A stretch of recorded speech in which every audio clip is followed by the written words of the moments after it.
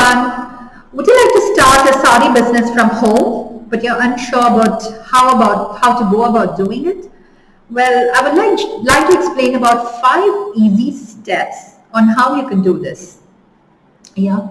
So the first step would be you need to brand yourself. That is, generally when women start up with businesses, especially when they do reselling, they are not too like they just do the reselling without any name. It will be good if you start with a name. Let your business have a name. It can usually the big designers, they have it in their own names like Manish Malhotra, Ritu Bedi. You can either have it in your own name or come up with something like Ritu's Design, My Little Boutique, something like that. But what you do, let it be a little more, it should be easy to remember. So generally, the small businesses, when you start with, it's more about the word of mouth. So assuming I buy sari from you and it is really nice, I want to recommend you to another lady. But I cannot remember your name. What would I say? I would be like, oh, this lady, she gives very good saris, but I don't remember the name. Yeah, so let the name be a little more easier to remember. Let it be because, and like I said, for small businesses to start with, word of mouth is very essential. So let it be a little more easier to remember. And then you can just go a step ahead and come up with logo, captions to make it a little more attractive. Because this is the name that is going to be all over, be it your visiting cards, your marketing bags, everything. So this is the name that is going to be all over. So it's best, you just come up with something really nice, stylish, and memorable. Okay, so you need to make that strong first impression. Next is niche. So when it comes to niche, what generally happens is, I'm sorry about that, just a minute, please. Okay, so what is a niche? See, I've actually explained about niche in my previous videos. So why is niche very important for a small business? Now if you have to concentrate on all kind of saris, say you want to do silk saris, cotton saris, chiffon saris, georgette saris, everything, at least when you're starting off, you can't have 50 saris in each category, right? And 50 in silk, 50 in chiffon, georgette, whatever. So to start with, generally we start around 20 saris, 30 saris, or within 50, or sometimes to start with even 10. So in that case, it would be good if you concentrate on one particular category and go deep into it and target one particular kind of people. Now, for example, you want to target office-going women. So office-going women, you could come up with like crisp saris. You can just explain how these saris can make a woman look really confident. And you can even do some cross-selling, like you can come up with handbags that complement the saris. So target the office-going woman, or you can target a particular kind of sari. For example, a kalamkari sari. You can bring out the importance on how beautiful the paintings are and how the painter sits and draws these, how they paint these kalamkari, the work, how intricate it is, how beautiful it is. You can just come up with, some nice description about your brand, but make sure you choose a particular a particular target that's called niche, and just go deep into it instead of catering a wide audience. Yeah, that is where the money is. And besides, since the market is really competitive, it's good that you target a particular segment, and then trust me, that is where the money also is. You can do a lot of service meaning service to your job. You can start exploring a lot in that particular area. So what happens is people get to know you as an expert in that area, and it's easy for people to purchase. Yeah.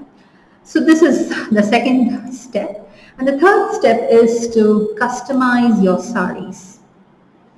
Why should you customize your saris? You can rather just buy it from someone and sell it. Yes, job easily done. Yeah, but generally when you do reselling, those same saris, there are at least like other 20 saris, 50 saris, or even 100 saris.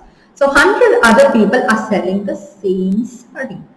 So when they sell the same sari, now assuming that is for around 800, and say you sell it for like 1200, as another person who's selling it for 900.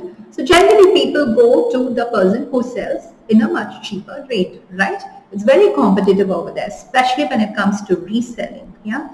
Because the same sari is sold by so many other people, it's difficult to compete and make your profit.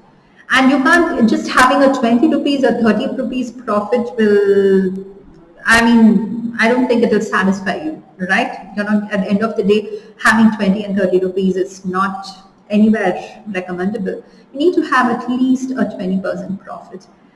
But anyway, so what do I mean by customize your saris?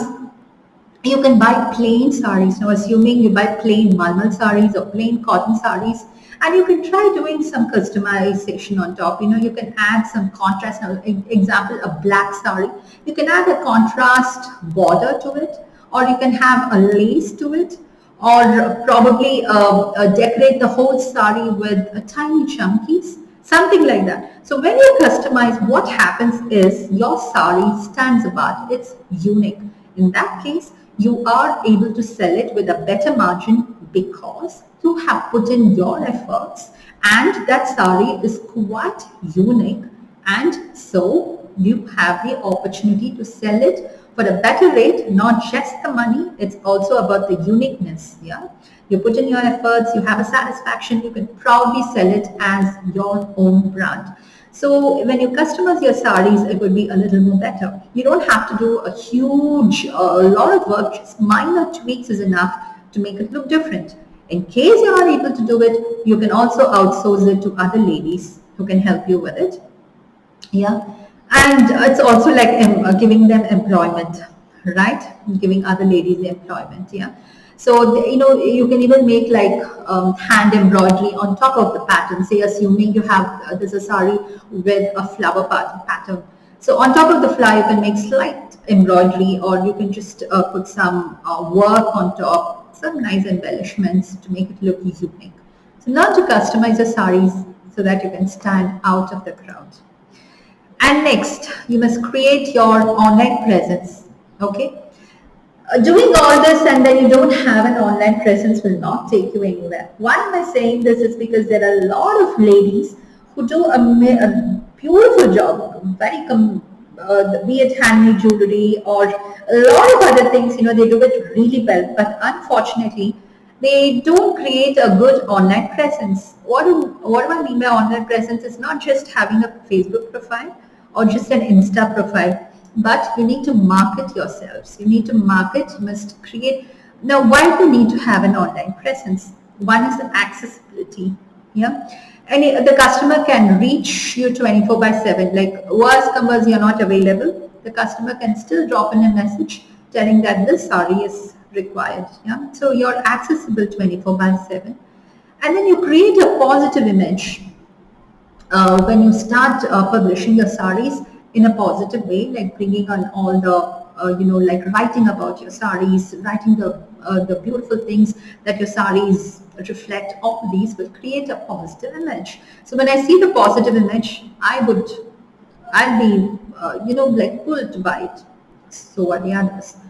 Marketing is with your online presence. You know, marketing, you can reach a huge audience in just a matter of few days. And then reviews, if there are proper reviews, of course it would encourage me to buy from you. So all these is because of online presence. You need to have your online presence and start learning, the technology, start accepting a little bit about technology. When it comes to technology, what happens is many don't use the beautiful things that's available. For example, the automation part. When it comes to social media, you don't have to really sit and create your post every day and post it every day. You can create it when you have time. Say you have 2 hours time today, you can create all your posts and you can schedule it accordingly. Automatically, tomorrow by 12, a post gets posted. Day after, another post gets posted. So all this is automation. It saves a lot of your time. So make use of this. Understand how technology works. Create your beautiful online presence. And the final thing is market through stories. Storytelling. Storytelling is like anybody would love to listen to stories, right? From be it a 2 year old or a 70-year old. Stories are it's something it catches the attention of the customers. And that is what customers prefer today as well. You need to have that human connection. You need to have that a bonding, an emotional bonding. And that happens through stories. For example, let me take the example of Dove, the Dove soap. Um, the Dove soap, what they did was they tried to take a couple of ladies and they asked, what do you feel you're not confident about? Now, for example, a lady says, I'm dark, I'm not confident about it. They would ask others to look at her and see what is the impression. And this person being dark is no problem to them at all. So, the what you think and what others perceive you to be is completely different. So this they made it in a very beautiful way, and the Dove brand they made it in a very beautiful way. It was very emotional, and the sales shot up like anything. So you need to come up with stories that's very different. Every article now, for example, a lady purchases your sari. Try to write nicely about the customer. Try to write about the good things about the customer. And now again, taking kalamkari, just come up with how the painters write a story on the kalamkari work. Storytelling is something which is really required in today's business. And this is also, a way to compete with the big brands. When the big brands, yeah, they do have storytelling, but still the small brands can actually, get into this space and create a beautiful emotional bonding, and you will have customers for life. So I hope all these 5 steps, you would follow while starting a business, and I really hope this video is of use. I'll also put the link of the PDF in the description below so that it helps you, if it helps at least one person, I would be really happy. Having said that, if you're watching this on YouTube, please subscribe it. It would boost me to do more and more videos. If you're watching on Facebook, please show some love by clicking on the like button. Thank you everyone, and meet you all again in another beautiful video. Thank you.